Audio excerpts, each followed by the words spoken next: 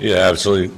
Just start up front, obviously, to pass on as well everybody else the hopes and prayers and thoughts to all the people involved in Las Vegas. The things that went on out there, obviously, a great indication of what's going on in our society, and just continue to prepare and safety for everybody involved there and in the future. So. Last week, I know a couple guys asked after the last one, so offensively, we gave MVP status to Jordan Jones and Deion Stewart. To get those two involved in the game was awesome. Both of them took huge steps in their preparation as well as their performance during the game. The defense scout MVP was Brendan Young, who actually got a couple plays in on special teams as well. A guy that's really been a nice development here in fall camp. Defensively, the MVP went to Dwayne Eugene, just playing at a really high level, hit a couple nice moves on pass rush. He got a got a sack as well as a couple TFLs. Just engaged. Just a really good overall performance by him. Our offensive scout MVP was Dalton Hyatt, freshman quarterback. Was really impressive all week during the camp as well as just last week running the scout team offense. And then special teams, Ryder Lucas had a number of plays on all four phases of the kicking game that gave him that. And our scout team special teams player was Byron Keaton. Really came out of the game pretty healthy. Didn't have any issues pop up during the course of the game that will limit anybody going into this week. We did have a little bit of a flu bug go around towards the end of the week. A couple guys were sick and nauseous, but really other than that, those guys all recovered. And I think Hayden Henry had a pretty good bout with some food poisoning. I don't know where he got it, how he got it, but he was pretty sick Thursday, Friday, came back and played well on Saturday. So should everybody back out there. I like the progress that some guys made, but on the same account, we still have a lot of things we've got to clean up, offense, defense, and certain phases of the kicking game. I did like that certain new players arose really in all facets, as well as some of the older players continue to move forward. So we'll jump into this week, a South Carolina team that obviously has had some success. I know they lost a tough one to A&M on Saturday, but a very good quarterback. Was always going to have a great defense. They're very opportunistic players. Had a big win earlier in the year against NC State, and obviously they've been on to do some good things. So we got our work cut out for us. Again, the SEC road game, but I think our guys are very excited. Probably get on the road and play in the SEC and see exactly what we got. So with that, I'll leave it from there. You talked to Pat Sunday, and what's his status? I did, yeah. I talked to Michael and his mom. He made a lot of progress in the things that we asked him to do. We're still going to take this week to evaluate and see where he's at. As of right now, he wouldn't play on Saturday, but see how he handles the week. Thursday, we have a big academic meeting in the morning. Hopefully, he continues to make a step forward there, as well as everything else that we've asked him to do, and we'll kind of play it by ear. So base practice. No, he won't practice with us this week at all yet. Could you have envisioned that David Williams would fit in as well as he has and been as productive as he has? You know, just a little bit, Tom, because I had a little bit of a history with him. You know, I knew him obviously as a recruited high school player. I knew that he stood for a lot of the great things. His high school coaches raved about his skill set. And just so you guys know, had a conversation with David last night. As you know, that I really try to put our players in the best position to handle the week. I knew that there was going to be a lot of conversation when I started recruiting David. Obviously, SEC transfer, but then also a team that you're playing. Normally, we don't play, so. I asked David last night, listen, we can do everything. You can do every interview that comes across your desk. We can limit it just to one day this week, or we can do none. And we kind of opted together that we're going to not have him available to the media until Saturday. Not out of negativity or anything, just that no needed dialogue more than it already is. I will say this, when I called Will and when I talked to anybody at South Carolina, they raved about him and who he was and what he was. There was never any angst or ill will, and the same was from David. David never had anything but positive dialogue. He wanted to get to an opportunity to maybe play in a pro-style offense and change it up for his senior year, and obviously we were able to fall into that mode, and he's been a blessing in disguise, just a tremendous person. You know, when I brought him on his visit, you know, I even told him, I said, hey, if it's not a good fit for you or me, we'll go in a different direction, but let's just come and see what we got. And he was awesome once he got here, and he's been an unbelievable addition since then. Well, Brady, I never heard of that guy. Where did he come from? I mean, I know he came from OBU. What's his Yeah, I know we recruited him a little bit out of high school.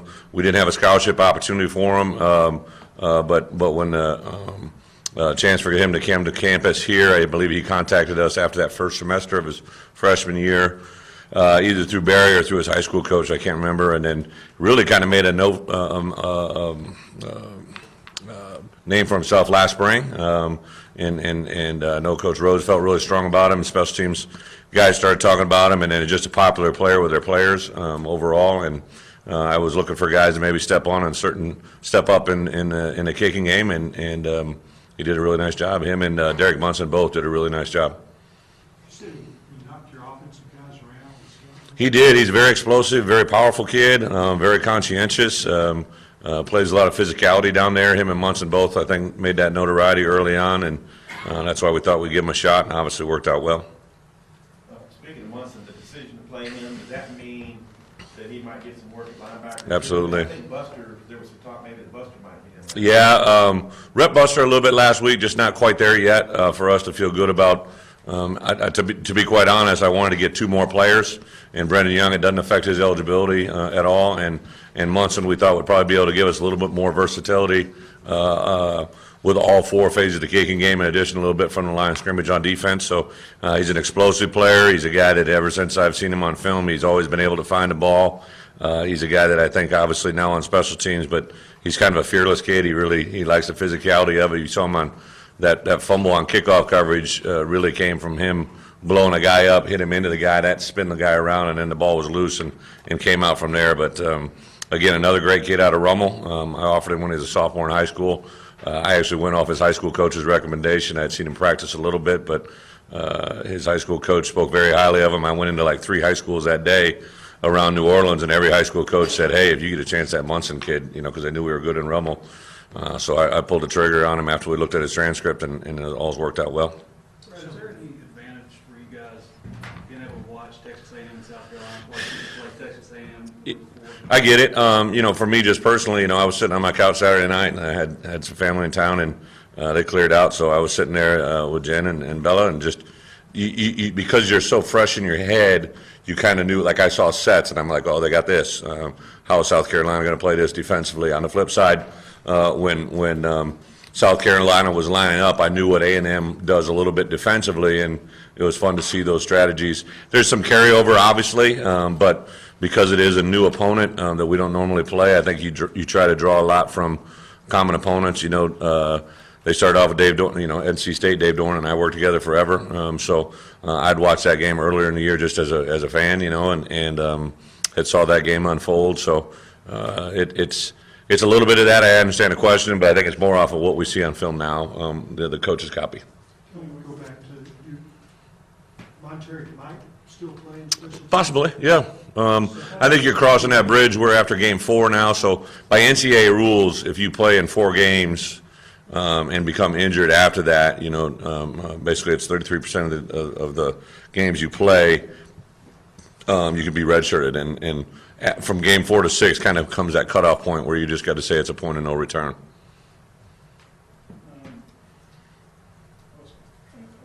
Oh, yes, we heard you did the hokey pokey. So in my tradition growing up, in post-game celebration, that was one of Coach Fry's big deals. I don't know, I never heard of it here before, so I'm assuming that's something that he came up on his own. I almost did it my first year. It's for big games, and one of the things that I was stressing last week to our guys is we need to have fun. Guys, there's so much negativity that gets brought into your world. When these moments come, we gotta have a little bit of fun. So I had thought about it a little bit during the course of the summer, and just hadn't had a moment where I thought it. And then after the game, guys were happy and excited, so I threw it out there, and we had a little bit of fun with it, and hopefully it continues to grow.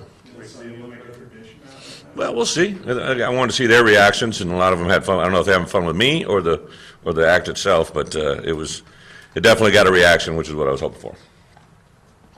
They're having to adjust without Deebo Samuels. Can you see what you've seen from them the last couple of games? He's a tremendous player, obviously, and never had obviously had a chance to watch much of him until this film came about. But I'll tell you what, their quarterback's a really, really good player. Obviously, he made some plays happen. On special teams, he was really effective, obviously, too. But I think their tight end, 81, is a really dynamic. They use him in a variety of different ways. A very, very, very, very good football player. I think as the case with Will, you know, he's a defensive-minded coach. Their defense is solid. They make a lot of really good plays. They play hard. They play aggressively. Sky Moore was a guy that visited here. We were on him hard to try and get him to come here. Thought we had a shot, and so I've kind of always watched his career from afar just because I like the kid, and then obviously to persevere through what he did last year. It's a neat story to see unfold because he's a really, really talented player. But otherwise, I think just out of respect to two ball clubs that are going to show up and play.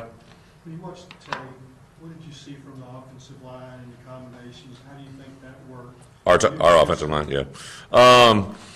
Well, a couple steadies. Frank's playing incredibly well. Yelda's playing fairly well. I mean, he's going to have one or two plays that we just got to continue to make him get better. But I mean, he's playing really, really good football. Colton Jackson probably played one of his better games overall. Really practiced well last week and did a good job. We did a little bit of substitution during the course of the week at practice with Johnny Gibson relieving Ty. Just don't know if Ty is able to play 60 snaps of SEC football yet. But Johnny Gibson again has been very versatile at right guard, right tackle. Paul Ramirez came in, and other than that one holding call, and really played pretty clean football overall. So excited about the growth there. And then Brian Wallace is knocking on the door. I think he's at a position that this week we could possibly see him in the mix. He's really been great in the practice, just his attitude and demeanor, and very, very positive, and hopefully can get him on the field this weekend. He's a guy that played a little bit as a true freshman, and he's obviously played more. Yeah. Now he's played quite a bit, 40 minutes and plays. How would you assess his career? You know, just probably one of the more enjoyable kids to watch grow. He was a high school safety. I put him in. I grabbed him out of camp. Liked the way he moved. I thought he could be a linebacker. Probably because of our depth that first year, you know, we just couldn't afford to redshirt him. So we played him as a true freshman, but he was heavily involved in special teams his first 2 years. A very conscientious young man. One of the first things that I remember him getting up and talking about his daddy taught him that you can learn something from everyone, and to make sure that you take advantage of that, because every person that gets up and talks, like I have guest captains come in. So Friday, Russell got up and talked. He was sitting there right in the front row, writing everything down that Russell said. Anytime I'm talking, I see him over there writing everything down. Every coach gets up and speaks. He takes notes.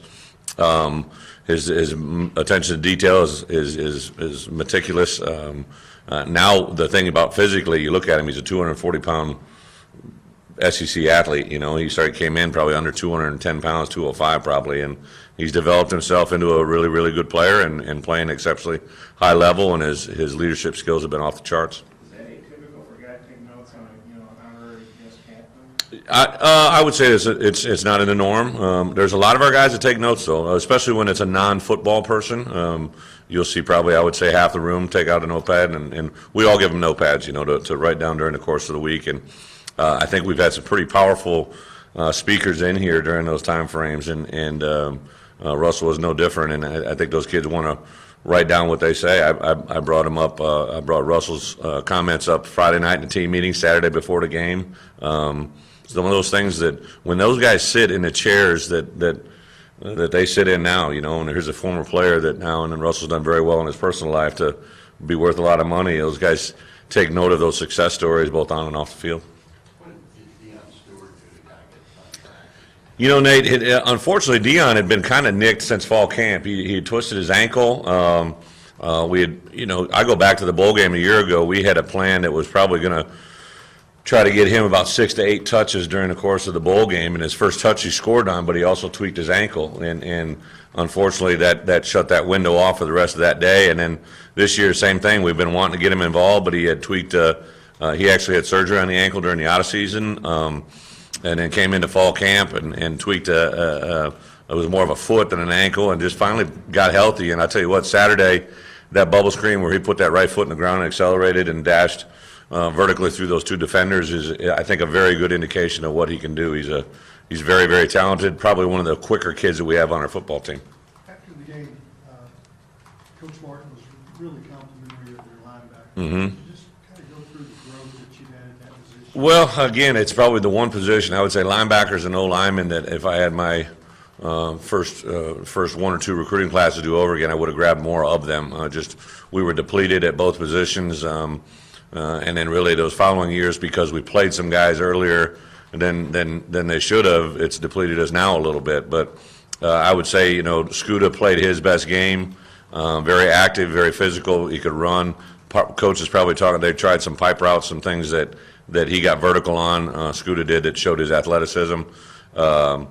Dre, even though he didn't have his most productive game, he's very physical, and I think he shows up on film, and now he's got to make some better decisions. He's making some things at the line of scrimmage that he's got to get people aligned. As a linebacker, your responsibility is you're kind of a field general. You got to make sure people are aligned right and doing right. But I would say a guy that showed up kind of two different times, Grant Morgan with a tip pass in the red zone there. I don't know if too many guys would make that play. He recognized it. He saw the quarterback's eyes, and he looked and read and ran and got a hand on the ball and tipped it in a direction that went into K. Rich's hand. That doesn't happen by chance. That kid's got some gamesmanship to him. And then at the end of the game, he made, I believe, the last tackle, if I'm not mistaken, on an open field tackle on a very, very a player that's made a lot of people miss. So I'm excited about 31 and what he can bring. When you look at the blowout so far early this season in the SEC, did they surprise you? Is it just a matter of the league being top heavy, or what do you think is the reason? You mean like games against each other? Yeah. I can't comment on it. All I see the scores. I don't know what happens during the course of the game. I know, obviously, in this league, if things get going one way, they can get going sideways in a hurry. I don't know if that's been the case. Just looking at our games and the way they've unfolded, a lot of times the key injuries become huge, and people tend, because coaches don't talk about it. But if you're a team that maybe doesn't have that, if you're not one of the top 2 personnel teams in the league, you have a critical injury at a certain position, things can get really, and it's a domino effect. You pull a guy off a roster here, it might affect the other 3 phases of the kicking game, and that's really big. In addition to that, home game things, I think some teams, when you're at home, things can get really, really good in a hurry, but they can also get ugly, if your home team isn't reacting in a certain way, or your fan base. So it's just kind of college football the way it is right now, I think. Hey, Bret, have you ever played against South Carolina before? No, I have not. I don't. Never been to South Carolina. Never played. The only time we played them here was when they came here my first year. So. What have you heard about the playing there and kind of what you expect? Yeah, we'll expect crowd noise. We'll play. We'll play it up with our offensive guys. They'll be indoors all week. Get the crowd noise going and get everything that we do for SEC road games. The good news is we've got a center and a quarterback who are in charge of communication, really, who played a lot of football. So offensively, you feel good about that. But we got to get the other linemen in check. We got to get our wide receivers in check. And then defensively, it can get loud, even though it's when they're on offense. It can get loud to make sure you get all the calls at the line of scrimmage and make adjustments, because that quarterback's very talented. Right, you guys have dressed 3 kickers every game this year. Mm-hmm. Do you anticipate taking all of them to South Carolina? Yeah, right now, Cole does some things that we would ask him to do during the course of the game if they came up. Connor obviously kicked the ball very, very well on kickoff on Saturday. Mazza is our, probably if I had a second-string kicker, would be our guy. Although I think Cole, if he's kicking the ball well in pregame and has looked good all week, I would still use him just because he's done it and he has had some success. But Connor Limpert, Pat shared with me that we're the only team in FBS that hasn't kicked a field goal yet. But we've also been 9 out of 10 the last 10 trips in the red zone and have been touchdowns. The only one that didn't happen was the interception in overtime against A&M. So I'll take touchdowns over field goals any day. You had a 40-yarder or a 41-yarder that you had a chance in the fourth quarter. Is that maybe a good time to give Limpert his first kick? Well, see, Tom, that would be giving away a trade secret. You try to keep things in as a coach that you want to have be surprises on game days. But Connor Limpert can hit from 41. I've seen him hit from 41. He's actually got a big leg. So in the first 2 or 3 games when Cole was our kicker, if we went something beyond, so I said out to the 25, which is a 43-yard field goal for Cole was his limit. If we went anywhere from 43 to 55, that was going to be Connor. I've seen him make a 56-yard field goal. I believe he made a 54-yarder Saturday in pregame. So he's got a very long leg and powerful leg. How do you like what the tailback rotation is doing right now? Yeah, Devwall really came along last week during practice. He, like a couple other guys, had trimmed some weight down, felt really good on Saturday. He's probably got a better understanding of all of them about what we expect out of that tailback position. You know, we want them to get their 4. You know what I mean? So if we run a push play to the left, we want to get your 4. Your 40-yarder comes off of that play when you can maybe make a guy miss or we get it blocked up perfectly. We don't. We try to plan our offense more along execution and trying to get lucky and see if people can't line up in the right way. I think that's the part that Devlin knows. He can hit it up in there, hit it up in there, hit it up in there, and then all of a sudden he's free and he knows how to react out of it. I think Chase and a little bit of David both had a little bit of they were trying to make something big out of something that didn't necessarily exist. And with our scheme offensively, we want you to hit the hole. You know, obviously if it's closed off, you got to make some improvisation. But those 3 guys in general, they're into it. They're on it on the sideline. Both of them, David and Chase, did some really, really good things with the ball in their hand as well as a couple protection things we got to clean up. But those 3 together, I think, are pretty formidable. South Carolina has several injuries on the offensive line. Does that factor into how you guys make the game plan at all? Well, you know, we know they're going to have 5 guys out there, but I agree. Yeah, they, you know, unfortunately, they've had an injury bug. It's not going to really change what we do. You know, you just don't know who you're going against, and you know, the part that we have a task at hand is I think that quarterback he has the ability to get rid of the football, kind of like Saturday. You know, so Saturday they lined a quarterback at 6, and he got rid of the football, even though we were coming with some free rushers. You couldn't get to him in time. He's going to throw the football out. And I think this quarterback is very similar to that. He's, you know, obviously a coach's son. He's been around it. He gets football. He knows 2 + 2 = 4. He knows where to go with the football. If he sees something, he knows where to go with it. A very intelligent player that I think he gets better when the game gets tighter. You know, and on the flip side of it, we got to do a better job of executing our plan and make sure we can't give up any deep balls. Couple more.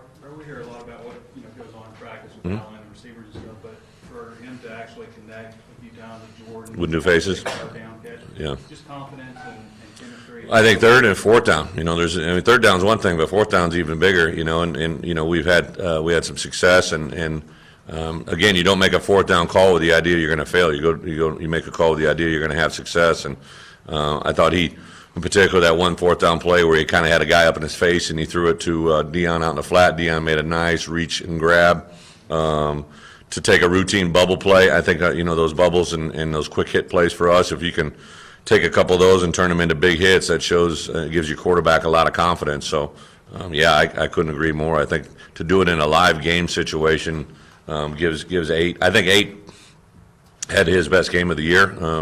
Now there's some things we want to make sure we clean up and keep him up on his feet, but our guys protected him pretty well, and offensive line got better, which I think affected him overall. Bret, you met your wife in Las Vegas, right? Mm-hmm. Is that, I've been out there a few times, Yeah. it's a fun place. I mean, does that sort of hit home a little more because you've been there? No, I've been in that hotel, but I know the exact area they're talking about. But no, I think this morning when I heard it driving in, I was just overwhelmed. First, I want to know, you know, obviously I got a few country western buddies, and my first thought was either any of them there. So I googled it up just to see who, you know, and I saw Jason Aldean. I saw Jason Aldean at the Amp, you know, and it's just those situations. My wife will tell you these things with the crowds and everything. I mean, it hits you, you know, and I know it hits our players. We talk about it with our players, you know, that, you know, when the whole gun thing was coming up a year ago, we discussed it with our players. You just, when you're dealing with large crowds of environments, unfortunately in today's world, there are things that you've seen happen that you never would have conceived of at any point. But it's the reality of the world that we live in, and I think everybody is better off discussing it than ignoring it. This is a new opponent, so I assume there's a lot of off-season Yeah. study of these guys. How do you decide, are these teams hit our schedule early and we really break it? Yeah, we actually did do South Carolina in the spring, and then of course in fall camp heavy. We knew that the quarterback was going to be a big part of it, and then when the receiver got hurt, you knew that was going to affect their offense. That's probably when I first started noticing because we don't cross over with them a lot. I love tight end play. When I saw 81 play the way he does, I mean, he's a guy that you admire and respect the way he plays the game and the way they use him. He's a very, very important part of their football program. You can tell that. And then defensively, I've just, you know, I've shared, Will and I have always been good since I've been in the league. I knew them beforehand and admire and respect what they do defensively. because they're a little bit unique, you know. Any more questions? Okay. Thanks, Coach. Thank you.